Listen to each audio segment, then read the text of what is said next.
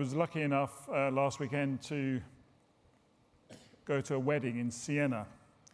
The centre of Siena, as far as I could make out, had one tree, and yet it's still a beautiful city. If I looked at any one part of it, it didn't seem particularly beautiful, but as a city it worked, as a collective place it worked. And so cities, they're the source of culture, democracy, and progress. And we all value cities that have achieved a sense of cohesion and place. Pienza, the city in front of you here, UNESCO World Heritage Site, it's a confirmation, perhaps. So compact cities, where nature sits side by side with human settlement, each benefiting from the other, they're sustainable cities. They're founded, I guess, for collective security and communication, proximity, but also for easy access to agriculture and a workforce to work in that space. So this city in Tuscany was really conceived in its current form at the dawn of our modern age. It was a modern city, the qualities of which we still experience today. It's possibly the earliest example of Renaissance urban planning that was implemented, and it mirrors the radical changes of that period. So we look at the heart of that city today and consider how harmonious it is. Indeed, it's often been described as a Renaissance utopia. But at its time, it was radically new. The contrast with the old fabric, and the little building you see in the center there is the oldest building in the image, the medieval building, is double the density, at least. The scale of Rossellino's new work, that would have shocked the residents of the old medieval city. But it's gained its reputation as a fine example of this early Renaissance urbanism because what it did was more than simply densify the city. It improved it as a place to meet. It celebrated the virtues of the place itself.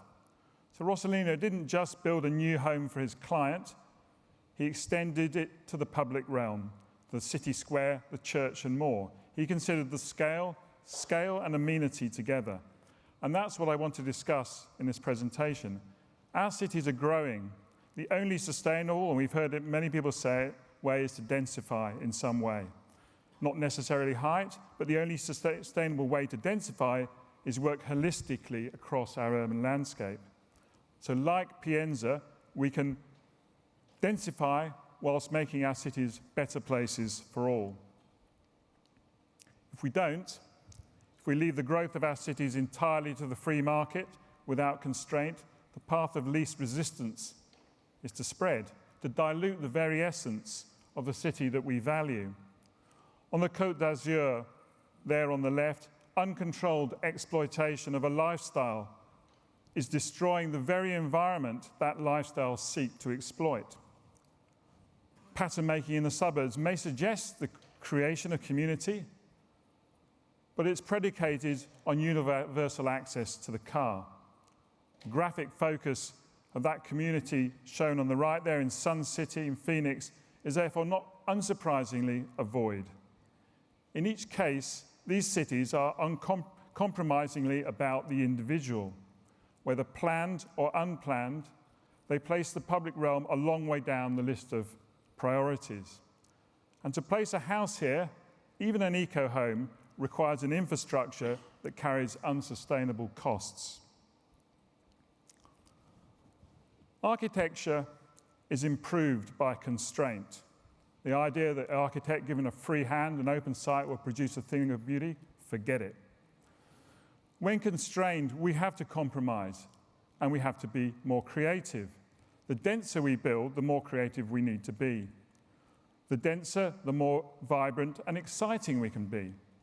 The more valuable and precious our buildings and civic spaces become, and therefore, potentially, the better quality they can be. So here, in the city of Sydney, at Barangaroo, There was much skepticism, and clearly still is, about densification and the provision of significant new public spaces. The skepticism was well-founded. History had suggested the beauty of this city had often been exploited for private gain.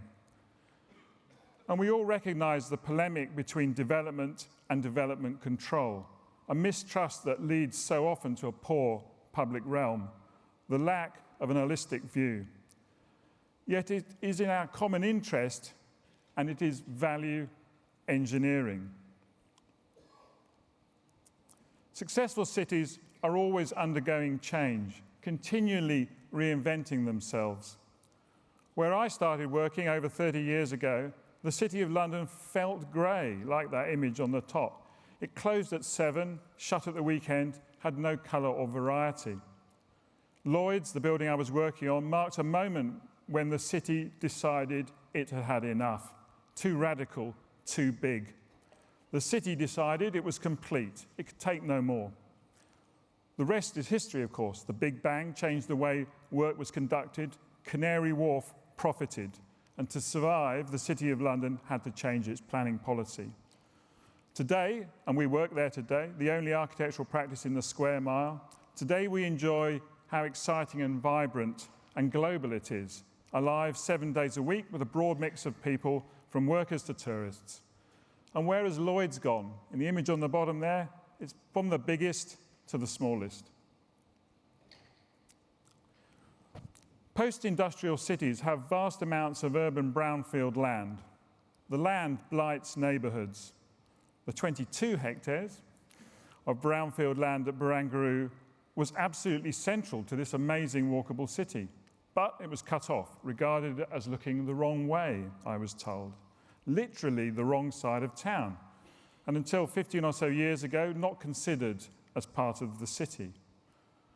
At its southern end, development had reached its fringes, but had not achieved the critical mass necessary to create some sort of momentum and change perceptions of the place. Barangaroo's early success is that it delivers at the density of the city core. It consolidates the city to its natural boundary, the water. It continues the CBD's clear relationship between open and built space. And it's been delivered contentiously, or very contentiously, depending on your point of view, by the free market, but in collaboration with the state as development authority. But, like Pienza, it has been as much concerned with placemaking as money-making, and the money-making has financed the placemaking. The construction of city-centred density has enabled the creation of significant public realm. And so when finally complete, 50% of the 22-hectare site, which is what was set out to be delivered, will be for all. And the image, the state of play today, shows the two key components, the financial engine and the headland park it enabled. And of course, there's more to come. Building tall successfully entails significant localized impact on infrastructure, particularly access. Unchecked, traffic strangles cities as they densify. The only sustainable way to build dense is to do it at public transport nodes. I certainly advocate three-dimensional planning control to achieve that. The City of London has had no new parking spaces for the last 35 years.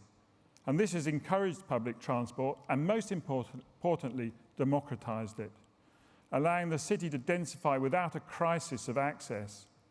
And in massing terms, of course, clusters help soften the impact of scale and introduce constraints, searching for even more clever answers.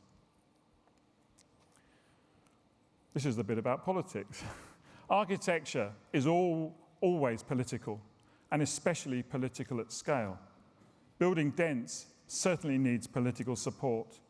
In Pienza, the Pope, he was the client, of course, might not have had such concerns. But today, without consensus, change cannot and should not be achieved. Politicians can help achieve this consensus, that's essential to deliver. But as building moves far slower than politics, champions looking beyond party politics are essential too. To achieve consensus, you cannot ignore the place, even if the place is constantly evolving. In London, St Paul's Cathedral was a radical modern building in its time. Today, it controls tall development across the city through protective view corridors. So we must be good neighbours. We must build on the character of the city to extend and evolve that character. I'm arguing that for dense development to be successful, it must be of its place. It must be generated from its context. It must not be a universal imported form. It must be site responsive. Irrespective of scale and type, whether public or private, civic or commercial, all buildings have a duty to make a positive contribution to the public realm, to the street. Architecture at its best is urban poetry. Its sentences, its words, letters are rhythm, scale and grain. The mood and the vocabulary is the manipulation perhaps of light and shadow, opacity and transparency. Buildings must not be blind and self-absorbed. They should be unafraid to speak about what they are to the city around them. We cannot consider the contribution to the city outside without considering the nature of the buildings we are making inside. Often unloved, yet necessary to help build a city core density, we need to be able to build tall well.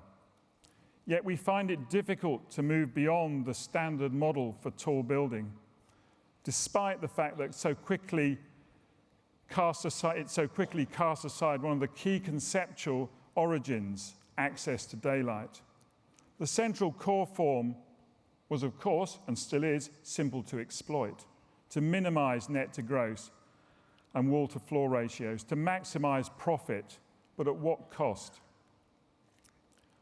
Under the concept that it would free up the designer, perhaps. In fact, I would suggest it's contributed to the architect's ever-diminishing role in the development of tall building. At its worst, it has turned us into formalists, dealing in the wafer-thin veneer that is required to make our buildings stand out from the rest. So we're in competition just to be different and to flagrantly display our uniqueness without accounting for our context and impact on the city. Aren't we therefore all the same? So how can we make these big buildings engage more openly and widely? It doesn't matter what shape a central core building is, it's still an hierarchical building that looks outwards. Presidents in the corner, vice presidents between them, and support staff backed by the core. Of course, and I would say that, wouldn't I? By simply shifting the core, the building can look both outwards and inwards. It's not difficult, as the model illustrates. With our hierarchy dissolved, we can then begin to think about the scale of the workplace. What's the best scale for a sense of togetherness? A building plan only determines where things are. A building section, however, determines what a building is like, what a place is like. 8 Chifley, building we did here in Sydney, has a volumetric workplace at the scale of an opera house auditorium. I've shown the La Scala in Milan at the same scale as a comparator. An opera house, of course, is designed so that the soprano's expressions can be seen from all parts of the auditorium. This scale is equally applicable to the workplace community, of course, to give a sense of togetherness. And here at 8 Chifley, that community also has a shared view outside towards the city. It engages both inside and out. The communal workplace does not need confining to the indoors. In Mexico City, and here again in Sydney, these outdoor virtual rooms bring together a multiplicity of communities, giving them all meaningful place in the larger organisation.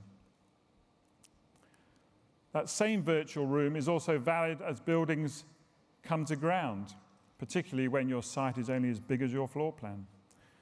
Here at the Leadenhall building, the entire ground level is public realm, flowing under the building, engaging the street through openness and drama, inviting you in without losing corporate identity. In fact, I could argue it accentuates corporate identity. By making these moves I've described, we can have more vocabulary available that can begin to speak to the city at different scales, not just at the city scale, but also at the building scale. And most importantly, as is the subject of the talk, at people scale too. I've talked about bringing a human scale to tall buildings and about encouraging the workplace community. This same community is, of course, part of the population. It's an essential component that helps give that vitality to the street, helping extend the day and blurring boundaries between work and leisure. And that vitality can help deliver this critical mass, the momentum that we need for a vibrant city. But the street is all important. To bring a human scale to the street as our tall buildings come to ground, we should engage outwardly. But we should retain clarity and a dialogue between scale, not hide behind layers of frontage denying its existence. I believe we can celebrate both the street and the skyscraper. They can work together without suppressing either. And the dynamic tension between them makes for a more human place, perhaps a Pienza for the 21st century. Thank you.